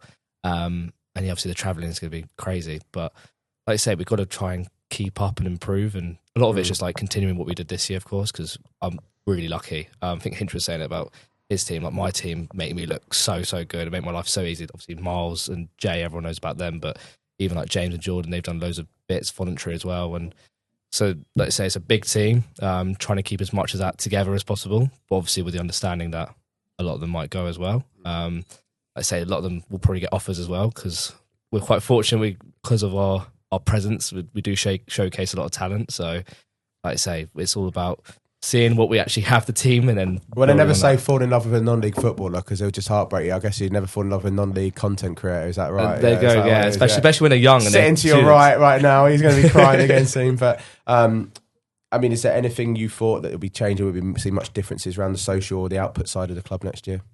Will you still let us do a podcast? You can still do a podcast. Jacko. Can we do that? Yeah. Don't worry about that. I think we should. Yeah. I mean, like you say, it's more just about trying to capture as much as possible with the travelling. Is obviously a very different. I mean, we're going to have so many more eyes on us naturally just by being in the league. Have the followers gone up out of interest already? Yeah, How much have they gone up recently? So recently, I think last month. What we're talking on all platforms, because across all of it. I mean, what's the most? Is X the most sort of? X is the most, yeah. But I think across all platforms, we have something like 10,000 over the last 2 weeks. Really? Wow. Yeah, and then I think we had something like 10 million impressions over the last. Of views in the last 2 weeks. That's nearly as many as my Sour Grapes Prime bottle impressions I got, you know. Yeah. Do you know a story behind that? That was funny. Yeah. Do you guys know what I'm talking about? Right, so obviously, Kate, you decided to destroy Dagenham and Redbridge 7-2 a couple of weeks ago in a run-up to the promotion, and I just was being me, just being ChatGPT, put a picture of Len Goodman and put a picture of KSI and asked them to make the same thing holding up a 7, you know, 7, you know, thing like that. And I did one for KSI, I did one for Andy Carroll. And Jude messaged me, and he found it funny, but he goes, James, can you do me a favour? I've had a complaint from Dagenham and Redbridge that they think we're the official, like Rebel Yell's the official Worthing account, and they're really pissed off that you've put a piss take of Len Goodman on social media. Can you put it's a fans account? I was like, yeah, no problem, mate, no problem. And then I was like, Jude thought that, James, cool, thanks, mate, sort it out then. But James can't leave it at that, can he? I can't leave it at that. Get going. So I put a bottle of Prime and put a bottle of sour grapes and then tagged Dagenham and Redbridge in it. And Jude just texts me, James, can you not just leave it? I'm like, no, I can't fucking leave it. And that had like the most impression. Yeah, it's like, I really think we should, if KSI, well, as Raz got a bit of contact with KSI, can you not get some sour grapes bottles made for us or something like that? No comment. He's back in the Ballers League now already. But yeah, it's just things like that. And I mean, you do think, like, joking about it, I mean, it's a bit pathetic, wasn't it? I mean, you know, come on, like, if that had been the other way round, you might have been a bit pissed off at the time, but you'd think it's quite funny actually in the end, because I mean, they're setting themselves up being on his live streaming all the time, but I'm just glad KSI wasn't down at Woodside Road that day. I bet you were as well. He had prior engagements. Oh, that's a shame. So. Yeah, there we go. That's a shame. But you must be looking forward to next year. Yeah. I mean, like I say, this season was unbelievable for the first full season. It feels like it was such a long season as well. I mean, think about everything that's happened. We had the FA Cup, obviously. That was Hinch's first game back. We had the FA Cup there as well, TV cameras. Yeah. Peter Crouch was there last summer. We had Roberto Carlos there. Yeah, wasn't the Peter Crouch one of your first engagements you had to do? Yeah, so that was what my second week. And to interview Peter Crouch was like a massive privilege. It was like, whoa, get thrown in the deep end a little bit, but it was really cool. And yeah, hold it out. Yeah. Dave's just held the microphone high up to the ceiling. Yeah. I said like you're drowning, but you're like that. Even stretches like that. But let's have like Roberto Carlos and like Gilberto Silva and those sort of people at Woodside as well. Yeah. That was just crazy, and that was all in the same week. So obviously Hinch came back, and then the FA Cup, and then that, and all in 2 week period was like just a whirlwind. But well, it's funny because I was the local paper asked me to write a little thing for them fans view of the season, and I was thinking back and they asked me to review season, and I just remember Jacko, we turned up to Woodside for the first time ever. We're like, bear in mind it sounds quite good, the podcast, but we literally normally just wing it, but we thought, fuck it, one time let's just actually plan it. So me and him are on the phone, so Spencer's working, we're like let's get something sorted out, and we get into Woodside, and we go, and Jude goes, you might want to hold fire about the podcast. What's going on here? And I rang you, didn't I? Yeah, and Jude was like, no, just wait. He wouldn't tell me. He's been a little dangling his carrot, and I tried and wind me up. And then literally 2 seconds later, club statement, Chris Agutta. And then I see Chris like pacing around in the sort of bar. He looked like a caged lion at the time, didn't he? And he was like, he's gone. And I was like, Christ almighty, like that podcast was just one to remember. And I'm sure you were. And then you said, didn't you want someone in there? But I bet James will burst into his room in about 5 seconds. And I came going, what the actual... It was crazy. And you think like that and think from where we went from there, from you telling me that to before a podcast to where we are now, it's pretty mental to think, isn't it? Yeah, I mean, football changes all the time. Do you know what I mean? You've got to deal with that sort of thing, and anything can happen at any point. It's all about just dealing with that as best you can and being professional and always expecting the unexpected, especially here. I mean, there's always twists and turns and everything in between. So, so I think when you said about what's going to change, though, like just for the player final, I mean, I had over 750 people emailing media outlets trying to get tickets for the final and stuff like that. I'm not saying that's for the final on Saturday? Player final, sorry, the last game. It felt like a player final. It did feel like a player final. Yeah. The game against Edgefleet, which is just crazy, but I think having the BBC, Sky Sports, the BBC were at the club the other day doing a package on the club and just stuff like that. I guess we've got to start getting used to it a little bit. But it's nice though, because I think we can say as fans it's been frustrating because we've been sort of a silent giant for the last few years and we've just been building, and you think no one's ever really bothered about Worthing, and now like to see it all over BBC, South East Today, and on the radio, on the media and print, and the local paper 6-page special, and like it's just mental to think this is what's going to be normal now, because we're not just we are still a non-league club, but we're not a small non-league club anymore. I mean, imagine if Crawley got relegated. That'd be mental. That would be mental. But Jude, like, well done, and like for your first season at the club, like well done what you achieved. It's been fab. It's been fab working alongside you. So thank you for your support. Appreciate it. Thank you. Yeah, and we look forward to seeing what Oscar-winning moments you bring next season. No pressure. There we go. So his initiation. What's that, Cam? Grab the mic. It's just Jude's. He's got many hidden talents. His media is obviously excellent. I mean, not too hard putting a couple of tweets out, but his speciality is singing. And he's got like a song as well. So if you ever need to get the views up, honestly, drop him in it. Go on, he's got a mic as well. This is a perfect time for him to. Do you want me to? I won't indulge. No, I want you to indulge. No, it's a pubcast. We're having a beer, mate. No, it was having a Western beer, away, good time. and everyone was in a good mood. Yeah. And funny point, actually, I've got a blade of grass from that game because that's the game. I didn't say it out loud, but that's the game I thought, we're gonna win it just because we came behind. Have you put it in like plastic and? I've just got it resin. Get it in resin, mate. Yeah. But don't distract from the situation that Cam just dropped us in. The mood was good. We don't care about your brain. The mood was good. I was lines from the song. No, I couldn't possibly. But the mood was good. Everyone was doing initiation. I was still trying to work, and I went up and I just. The bright lights were just I just bottled it, didn't I? Basically, big time. Like, Cam, get the microphone because we were. I think we hit the service stations. We obviously really important after games to hydrate. Yeah, of course, and with some hops and really barley, important and everything like that. Yeah, and support local businesses in around when you go to away games. Really important. And co-op, local off licenses and. Nice coach, good mood. Yeah, and then so we much for the coaches we used to share, together. You get the nice ones now, yeah. And we just thought it's really important to integrate like the staff and the players. And then Jude was bowled up to the back of the coach where the players were, and was asked to sing a song. And everyone was quiet. We thought, we're going to have a good one here. And it was probably the worst song. Or you imagine like the worst X Factor performance you could ever imagine. Like those guys like singing Peter Andre, "Come on, move your body." Like worse than that because it was worse. It's just lifeless. So I think practice makes you improve. So I do think it'd be rude not for Jude to have another little go. We've now, got a vote here. Like, how many have we got in the room? 1, 2, 3, 4, 5, 6. Hands up. Right, just do it. I think that's a majority vote. So Jude, you've got to do it now. Can I just say, Miles has been here for 4 years. He's never done initiation. Well, it's a time after in a minute to do it. Yeah. Not to put him in it. Okay, but you're his boss, so you've got to set the example, mate. So come on. Right, he's got to mark it out. I think we should. Come on, one chorus, one verse. One verse. Honestly, you do not want to hear this. He's not joking. I will hold this against you forever. I am like a dog with a bone. It's a duo. Why don't we get the Why don't we? Yeah, that's what it was like. Just imagine that.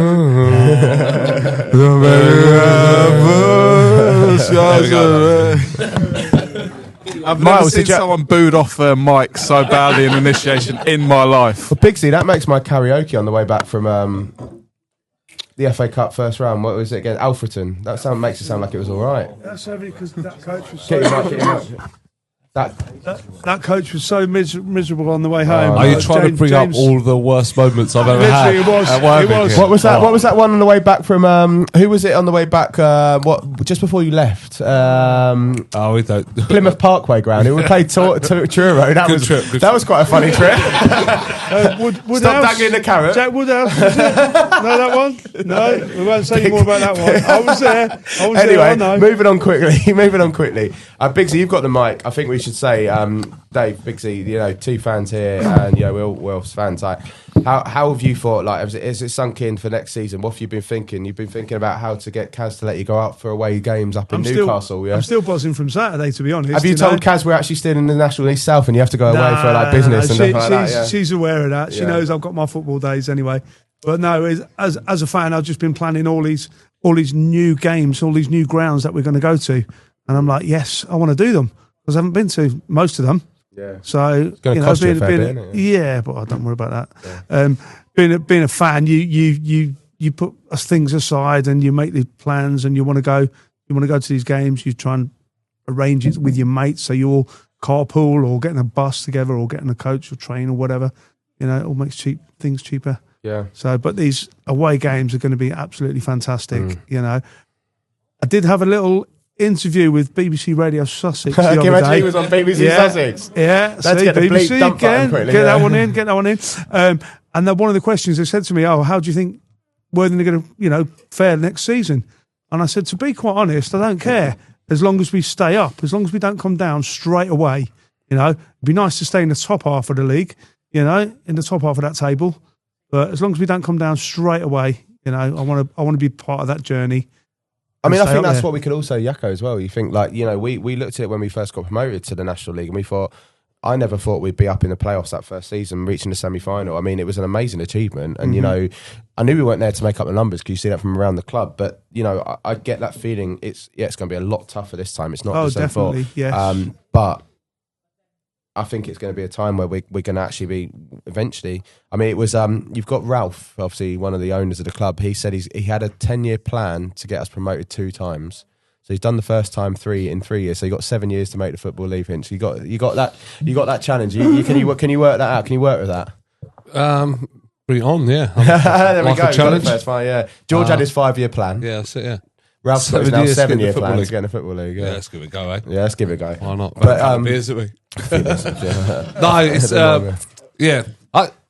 I think our home form. I think there's only currently, might be wrong here, but only 2 3G pitches in the National League currently. Oh, really? Get that Bowls Club. Get that Bowls Club. Our home form is going to be vital. We're Yeah. going to have to keep up this home record, and you know we're going to need the supporters on board with that as well. And like I say, it'd be so nice to see. I think so many supporters are just like Bigsy there, want to come and support the club at all these grounds. And you know, I was been to Southend with Brighton, and now we're going there with Worthing. Mental. You know, there's some. It is a proper league. For me, it should be League 3 because it's a proper pro league, and you know, to see Worthing competing there, and to see you know Bigsy and the flags and all that at some of these grounds is going to be unbelievable as well. So is it better than seeing Bigsy drape his flag over a big cock in Dorking? Like the other week? Oh dear, that was brilliant. That was one of the highlights. No. Yeah, no, but the home form's going to be massive. We're going to need the supporters to come. Here's a question for you guys: how many, if we had a 10,000 all-seater stadium, would we have got to the game on Saturday? 10,000. Oh Christ! I think we'd have sold that. Do you reckon? Think of the playoff final against Braintree. Wasn't there a stat that came out? I mean, do you still have that? Like, because I'm pretty sure Jack told me there was a stat, and Shan, you probably could agree that it was like. We could have sold it like 30,000 people tried to access. 30,000 clicks within the first hour or something Yeah. like that on the ticket to try and get a ticket. That's why it crashed, I think.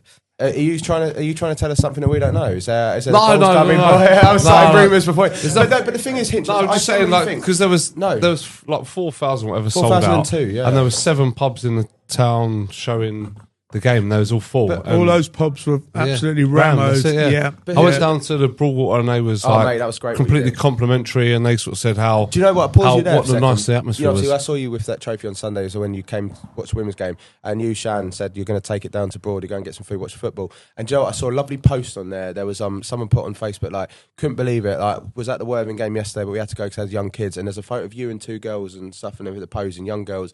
I said, this is what Worthing's about. Like, I was at the game yesterday, the most amazing game, and we're just having my Sunday roast at the Broadwater, and the manager and like club staff come with a trophy, and that is just what non-league is about. That's just what this town's about.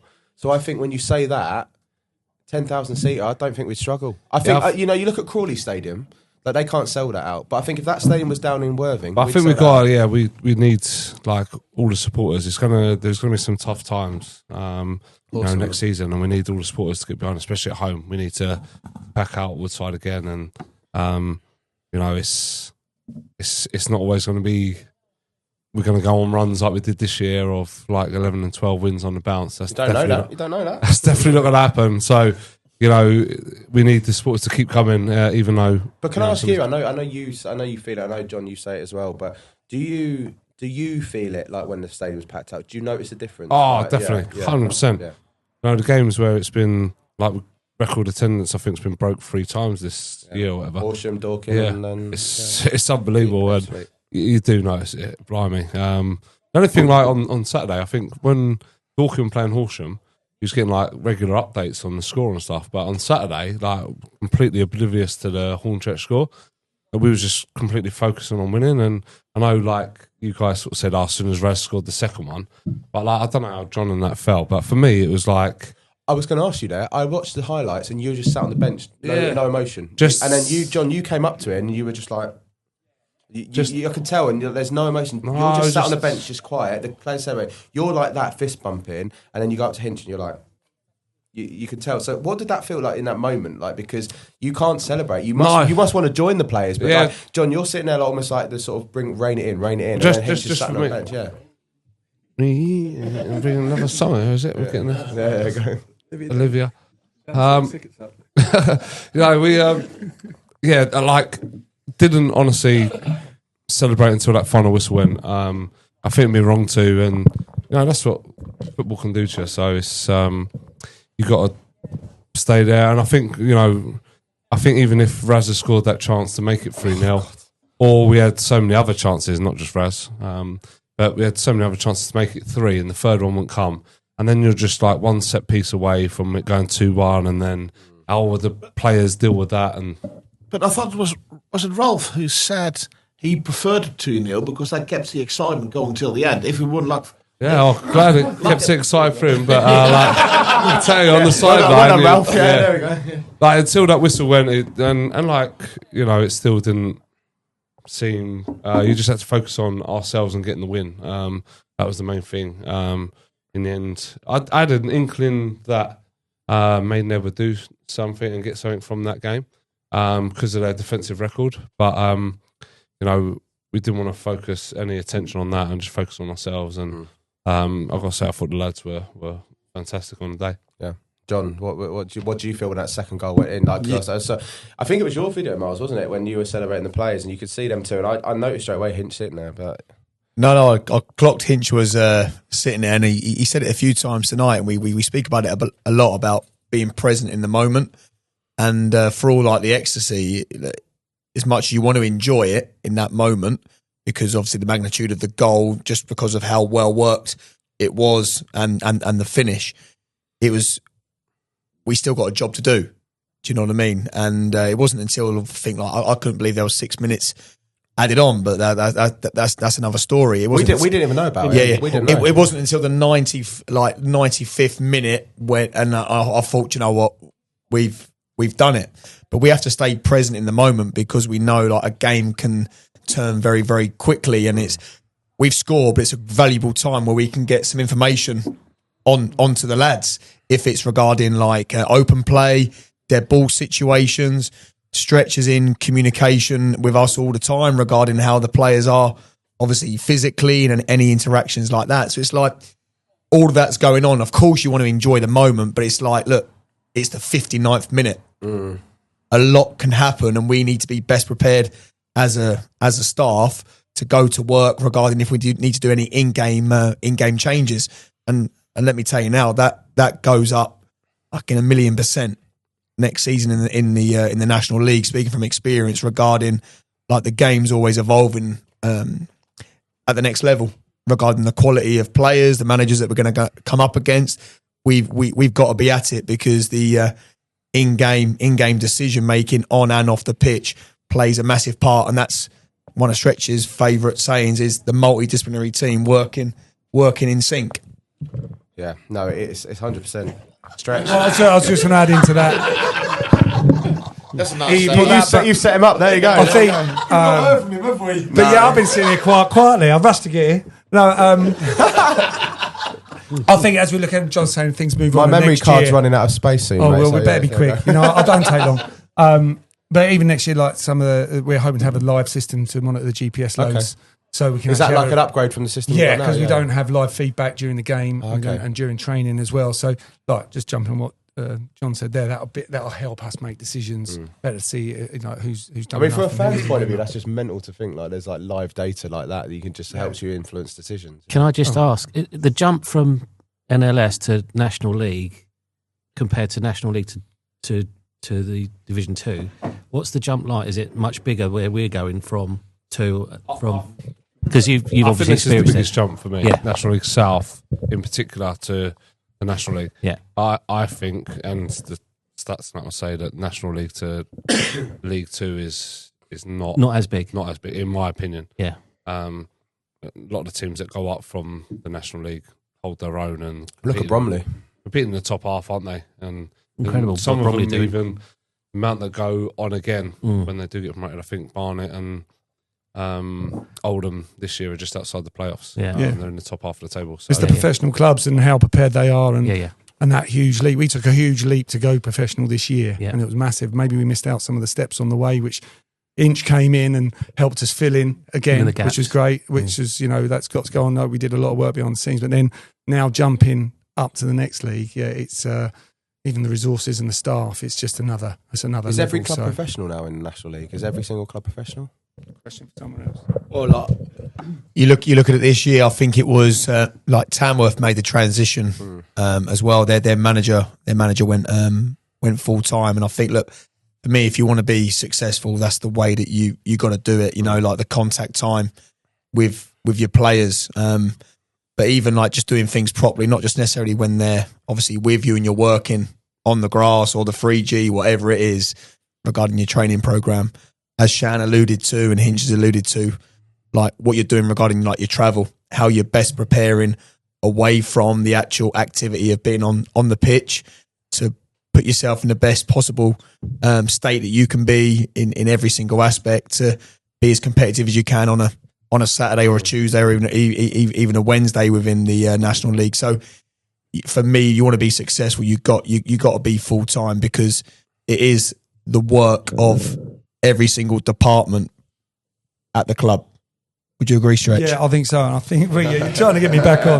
But I just want to reiterate. You're a good host. We really you grew. Step in sometime. We really grew all the way through the season, and then that growth needs to continue, because where we grew, and I think at the end of our season, where we look at the last few, I think we were one of the most professional, well organised, and delivering on the pitch would obviously support that. But I think at the end of we were really like a well structured club. But now we're going into a league where we're probably one of we're behind the rest of them, if you like, again. So we need to carry on growing. So yeah, you're looking forward to that, aren't you? Looking very much forward to it. Yeah. So Hinch, John, you both managed in the National League. If you had one thing to say to the current squad, what would be expected in the National League, what would you say? I think it's a lot more a physical league, and also I think you get like punished more for your mistakes. Yeah, they take their chances in this league now. If you make a mistake, it's going to end up in the back of the net. So yeah, you're going to get punished for them. But same time, let's enjoy it as well, because they've worked hard to get to this level. So let's ramp everything up and make sure we're giving everything to be the best we can be. John, how about you, mate?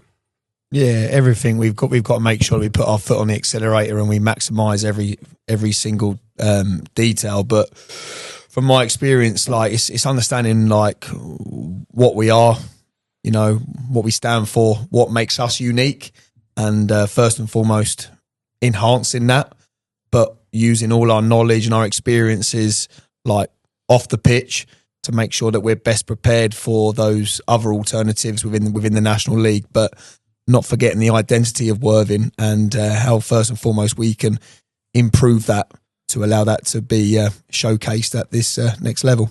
No. And I think we can all agree, we're all looking forward to see it, aren't we, guys? We are looking forward to see it. It's going to be an exciting season. Cannot wait. Before we wrap up the podcast, I want to go around the room. I want to know your number one highlight of the season. Big Z, do you want to start? Do you want to get the mic? Because I think there's going to be some things here. And I'd love to hear some different things from you guys that are part of management and the staff, because, for us as fans, I'm sure we'll probably have similar things. But Big Z, if you could give me your highlight of the season, if you think about one, let me know what you think.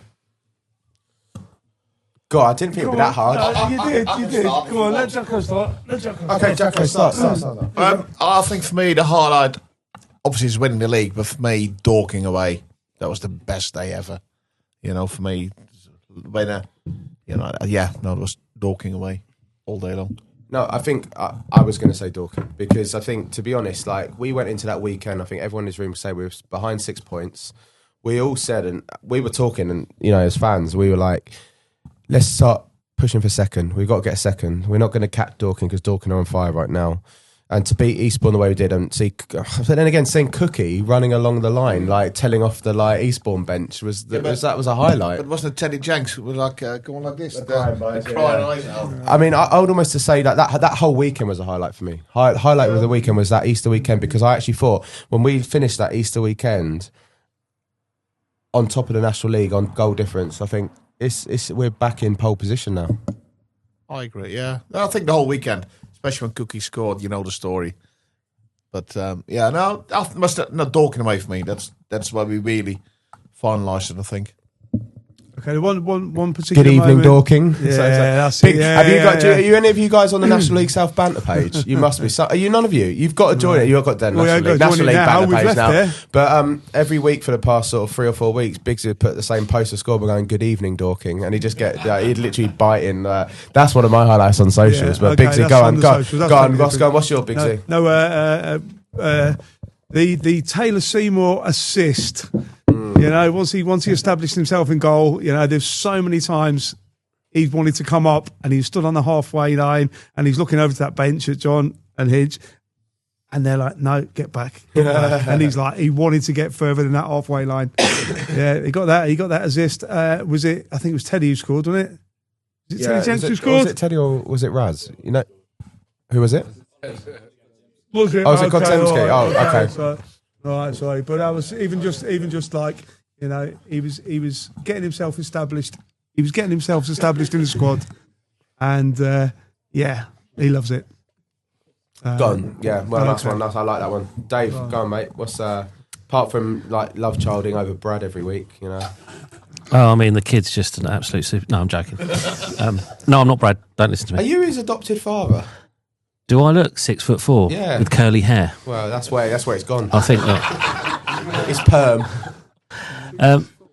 Anyway, what I was going to say was I touched on it earlier. The Western game, driving 5 hours in that rain, and then to be behind and then think, "Oh, here we go," but then to come back and win 3-2, and then for the players to all come along, even the gaffer to high five the fans that actually turned up and made the effort. That was the turning point of the season for me, because even you said that's got to mean something for the players, and I think the players kicked on from there. They sort of like gave them more belief, because the conditions were horrendous. The pitch, to be fair, was all right considering it had been cancelled twice. I thought it was going to be an absolute quagmire, but it wasn't. But for them to go behind and then to come back and win it 3-2 with obviously Brad scoring the winner. Sponsored by who? Sponsored by who? Oh, the Velo Coffee Company. Shit Coffee in Worthing, yeah. Yeah, Shit Coffee. Great singer, Shit Coffee. Anyway, yeah, so that was my highlight of the Western game. It's sort of like we sort of got more belief into the squad, and made the journey home a lot nicer than it would have been if we lost that game. So, yeah, that was my highlight. Cam, first one from the bench. Obviously, like with everyone, there'd have been loads of games like that bank holiday weekend that would have been some brilliant games. But I think for me, on a personal note, when I first sort of come in years ago, like Steve Hall was like a massive part, running the dev centre, and he was doing the under-18s. And I remember on a Sunday he had a red tracksuit on, but Worthing were wearing red, so we had like a bib over him, trying to manage the game on the side. And he would have been massive for sort of me when sort of I come back in when I left uni. So being able to see Marcus, although I did hear was he the mascot once? I don't know what you're on about. I don't know what you were on about. I heard that. No, I have to say, Marcus is Mackie the Mackerel, and I have to say, you guys know Marcus and the Hoare family, and you know what made me. It gets me emotional when I talk about it. But obviously, he found he couldn't come back to the club when his dad passed away because he was too emotionally attached to it, and he missed it. He said to me when we invited him to be Mackie, he missed it, and he jumped at the chance. And I think, to be honest, to get a kid like Marcus back, who was a fantastic photographer, and his family meant so much to this club, it's just amazing. And you know what I loved on Saturday was seeing Marcus. Obviously, like they told us to put Marcus and Mackie right in front and get the players to high five and cuddle him as came along. But he said to me after that was one of the highlights of his life, and I think that means a hell of a lot with what the Hoare family have been to this football club, because Marcus found he couldn't come back. This place was too close to his heart, and his dad was so much part of that. I mean, to have him back and have big part of it. So that's amazing. I think we just need to say thank you to Marcus for the dedication. And, you know, Mackie the Mackerel, I have to say on a side note, it's been an absolutely I'm sure you guys say, it's the scariest motherfucking mascot I've ever seen in my life. But, I mean, I think that summed up when I went up to George and Jess and their little kid Bonnie, and Bonnie was absolutely shit scared when he saw Mark. And although we sold a shit ton of those toys, they said kids have been scared shitless of them. So, you know, it's that thing. But yeah.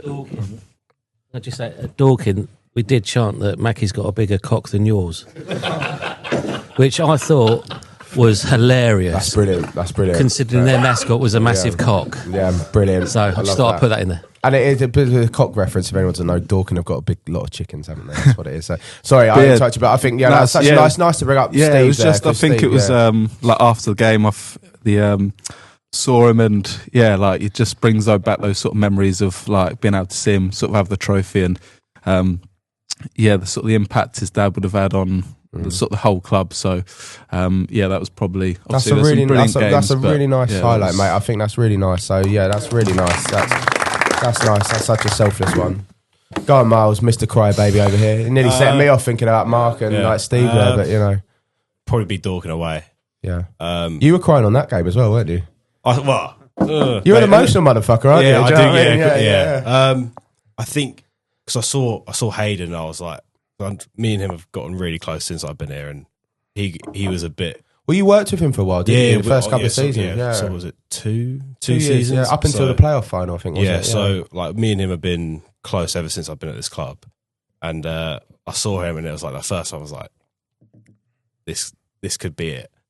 So like I saw him, and I was like, gave him a massive hug, and I was like, this could be the moment we actually do it after so many years of being in the National League South, and that was a very special moment. I think as a funny, I think Jude will know Dagenham away. That was some trip. Brilliant day. Yeah, that was. Bixie remembers Dagenham away, don't you, mate?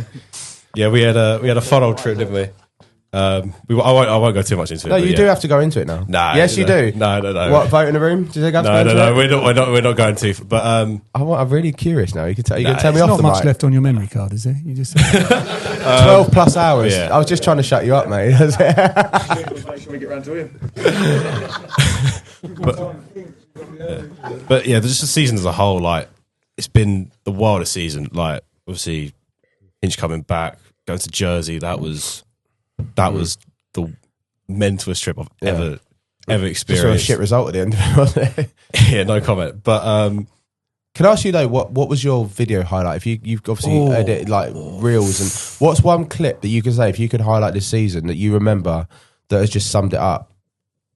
I mean, if it was you on the iPhone, Teddy Jenks coming around the corner going, "Come on," like that on Saturday, that was brilliant. That but also, that wasn't yours. So one of your cookies against Eastbourne, like that's. It's just I love the angle of it because you can see it. Obviously, you see it from the camera side, but then you see him doing that to the bench, and I even like jumped out of my stool. I was like it was 94th minute. Like I had no control of what I was doing. I literally jumped out of my stool in excitement, and that must be the best goal. Actually, but then the two goals on Saturday were a joke. Well, Jude, we'd already had the Player of the Season award, hadn't we? By that time, it's like you'd had another couple of competitors by the end of that, didn't you? But it's typical. No, thank you, Miles. Thank you, Jude. Come on, mate. Well, I'm an Eastbourne boy, but I scum. But I haven't got a. Do you support Borough? Like, no. You just obviously from Eastbourne. In fact, the opposite, if anything. But so those two wins against them were pretty sweet. A lot of my friends are Eastbourne Borough fans, so Boxing Day was pretty good.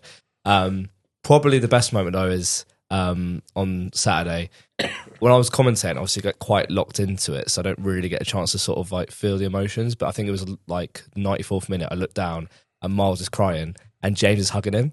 And I see that, and all of a sudden, I'm like out of this trance. I'm like, oh my God, like we're actually going to do it. And I started choking up a little bit. I was like, oh God, this is like mental. We're actually going to do it. So I think that just seeing how much it meant to him and like having that realization, like it dawned on me, we're actually going to do it was probably. I think you're starting to become a commentator that likes one-liners. Because I'm hearing some of your comments you put on the videos now. You're loving the one-liner, aren't you? Yeah, it's all the cliches. So, I love it. But like as I said to Miles, like you think one media point this year that you remember, like silly tweet or video, or something that was a highlight of your media, forgetting sort of the football side of things. I don't know. To be fair, I don't know. I don't think there's been one standout. Like you say, you posting it incessantly this week of promotion photos, and I mean that's been great. It's been the easiest job in the world. Do you know what I mean? It's content galore. Yeah. But I mean, just seeing how well the whole community band together on the post on us winning the league has been brilliant, and the amount of traction that's got, and just seeing how big. I think that really opened the door to see like how big we actually can be. Like there is definitely a place in Sussex and nationally for Worthing. I think that opened the door for it, so I'm really excited to see how we can. And you're a West Sussex boy now, aren't you? Yes, I've been converted. So yeah, there you go, mate. Happily. Thank you, Jamie.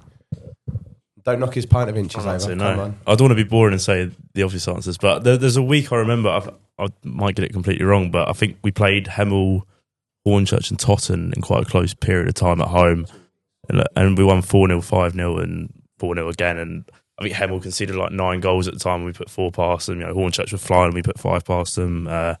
Totten, one of my favourite ones was Totten because we looked at a lot of stats for them, and they were quite a progressive team, and we played them and just completely played them off the park. And obviously we get almost a bit of luck with the rebound goal to set it off, and then obviously the love child Brad goes and scores a hat trick. And Why are you looking at me with that frown on your face? It's not my fault. Everyone knows you love Brad. Get your mic. What are you saying? I'm saying nothing, but you started it, this love child thing.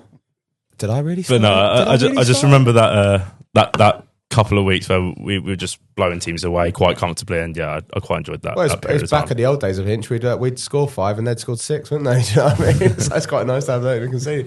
No, well done, Jamie. Thank you, mate. Shan, come on, mate. I'm going to be boring. Oh, I actually have boring. 2. Should we let him have 2? Sorry. Jacko, should we let him have 2? And well, he gives stretch shit, but he wants a mic for more longer time. Do you know what I mean? Like that. Well, it's against the same team. So Okay. when we played Dorking at home, I think that was the win that took us top of the league for the first time, and that was the first time I was like, we can do this. And the staff, because it was Christmas, the staff went out. We went to Molotov after, and we had a great night. What is it with Molotov? It's such a weird place. You have to ask Hitch. It's the only club in Worthing, isn't it? We'll probably be there tonight, to be honest. Is it even open, or you get them to open it for you?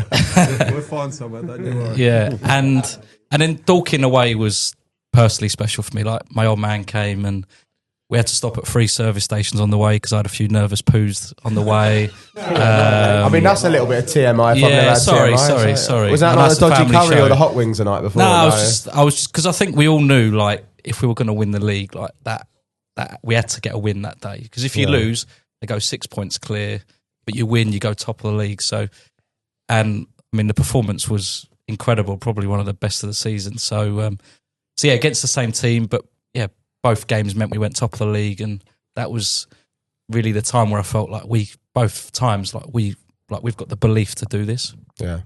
And from a sort of backroom side of things, has there been anything this season you've sort of been proud that you've sort of been involved in, like the sort of stayed in the fan zone, things like that? You must be quite proud to see. Proud of us transitioning to full time, because when Barry asked me to get involved, that was always the end goal, was a full-time National League club, and that's what we are now. So I take a lot of personal pride in that, for sure. Well, now I know what you do. I'm really glad to know you, and well done, mate. So there you go. Thank you, John. The first one is like rolled in. Oh, you want more? I've got two. Oh. But, Matt, you're gonna have from to a beat me professional 3 one now. and a personal one. Hey, come on, Stretch. Plenty of time for you. Don't worry. Hey, come on. I'll buy you another drink in a minute. Now, when we walked out and the first game against Forest Green, and I didn't come back much to watch Worthing once I first time left, and I walked out and I see it, and I see the ground, and then I see the performance of the group, and I thought, this is what it could be consistently if we're to achieve what we're setting out to do. And I remember we spoke to the lads after, and we spoke about those fine margins within the game, the transitions, the quick restarts, being smart between the ears, which Forest Green killed us on the day, even though a lot of our key performance indicators were very, very good, and we gave a good showcase of what the group are all about in a couple of days' work. And then obviously Saturday, especially the second half, like, even watching it back, I was like, this is what we are. So you go from that Forest Green game to this game, and especially the second half, where I thought it was just like watching the boys in the free teamer that we did in the build-up, the way they moved in twos, moved in threes, but the way that the intensity was there, the way that they pressed, the way that they handled the ball and connected and combined with each other. It was just players playing organically. And for me, that's what football is all about, like the non-negotiables, the basics, of course, but just playing football like you are a kid. And I thought, look, this is what we are now. This is what Worthing's all about. And then the second one's more personal, was, and you probably won't like me saying it, but after doing all the like the handshakes with the Ebbs fleet and seeing George and shaking everyone's hands, straight over to my missus, and she was in absolute tears. And I think that was just, again, Hinch has spoken about it, about his family, the sacrifice and the commitment. We're a young family, and obviously been through a lot this season with how things like were at the start, and then obviously coming back to Worthing. And I think it was just the build up, and then just to see her in tears, you sometimes forget about, obviously you are there, but you're not at times, and what goes into it. And just to see her and the release and the little man, that's why you do it. That's your purpose. That's your reason. And we always look back at these moments, and no one can ever take it away from us. Which was lovely on Saturday. I said to you afterwards in the celebrations, it was so nice. Obviously, we'd given out the flags and stuff on the day. I saw your missus coming with your boy and like in the pram. I said, "How is he?" And he said, "You know what? Remarkably calm." And that was so nice to like hear. And I know how much it meant to her. Obviously, I've met her. You'd introduced me to her a couple of weeks before. And it's just, I think that's a personal part of this club that we're privileged to know some of the family side of things. And it's just so nice to see how much it means to them, because we see it from your side and, you know, people here, but to see it from the people who get us to that goal, but to see how much it means to your family is just so nice. And, you know, I saw the photos on your Facebook afterwards and everything like that. And it's just so nice to see, John. So, you know, you should revel in the moment. And, I'm sure the little boy's had the medal round his neck a few times. Am I right? he had it that evening. Well, there we go. He woke up early doors and he had it round his neck. And I love it. That's why we do it at the end of the day. And long may it continue. And well deserved, John. Well deserved. Thank you. Go on, Stretch. I think. How long do we need? I'll keep it quick. That's what I say first. That's what she and said. Every message. That's what she said. And that's what she said. But for me, it's just like there's so many good moments. But it was the final whistle on Saturday. Yeah, I saw you on there. It's just after Cam taking the camera, it's you then getting the camera. But I ran over and like we're talking about family. My two boys sit just there, just behind Hinch and the boys. And so you hear Jacko shouting abuse at Hinch all the time. All the time. And I just sort of stepped over and I'm cheering and I'm screaming and they're jumping over the fence and that. And they both fucking run straight past me. Just all right, fucking hell. But yeah, no, that was special just seeing everyone pile on and all the kids. And I got a great picture. I don't know which one of the media team took it, but the boys, just as they're entering the pitch and everyone. Are they on the video? Like, are they one of the videos? Yeah, they were on the video and they love that. And then just the joy that they brought the boys and the young kids that follow it. I mean, it's great having, because they're so into the media and the socials and everything, and how they can follow it all the time and how involved they are, you know. And it's now a lot of their number one team. You know, they don't support any Premier League team; they support Worthing. Oh, I still think that's crazy when people say, like, you know, you walk through the town centre and like, whereas you see actually people wearing Worthing. Yeah, stuff. It's great. That's who they follow. It's who you support, and they say Worthing. It's just brilliant. So the joy it brought them, and the fact that they completely ignore me is not really not there. But when you said it, I just think back, and I think you said it, Hinch, years ago. Wouldn't it be nice if people walk around Worthing Town Centre with a Worthing shirt on? And hey, look what's happening now. 100%. The boys love it. It's not bad, is it? No, I think it's definitely starting to happen, isn't it? I see, you know, in the winter months, there's more and more Worthing bobblelats knocking about and going. I mean, bearing in mind that old time we used to see Pete Vale walking around in grafter t-shirts. Yeah. I mean, that's oh, bless him, silly bastard. Yeah, What's a shame, grafter swat brand, shit brand. That like I say, it was always a dream. We used to do sort of like fun days for all the kids and stuff in the holidays and half terms, and they'd all turn up with their Man United Liverpool shirts on, and you know, gradually now they're starting to be proud to put Worthing ones on, and you know, it's nice to see. And like I say, the whole town, you can really feel it coming together and getting behind the football team, which is phenomenal. I got a message actually from the guy from the Worthing Raiders or whatever this morning, the head coach there, just to say well done, congratulations. So it's how nice. I mean, before we ask your highlight, how lovely was it to see all the clubs congratulations? Atletico Bilbao even messaged us saying congratulations. Really, I don't see it. Just shows what an impact we've had on the community through the documentary with George, through Bilbao. I think pretty much every club in the National League South have congratulated us. I think you've had some clubs in the National League, you know, and that's just what means it's not just any promotion now; it's an MLS promotion. Yeah, that's it. So yeah, obviously really proud of that. Go for your highlight. Yeah, highlight. I could Coming back, obviously. That was unbelievable to come out to that reception. Before you say, like, did you think this would be the end result? Honestly, deep down, did you think promotion? I know you would have wanted. Did you think you'd get there? Honestly, honestly, I think like John would be the same. I'm sure when we sort of first walked through the door, it was a case of right, we want to get into the playoffs.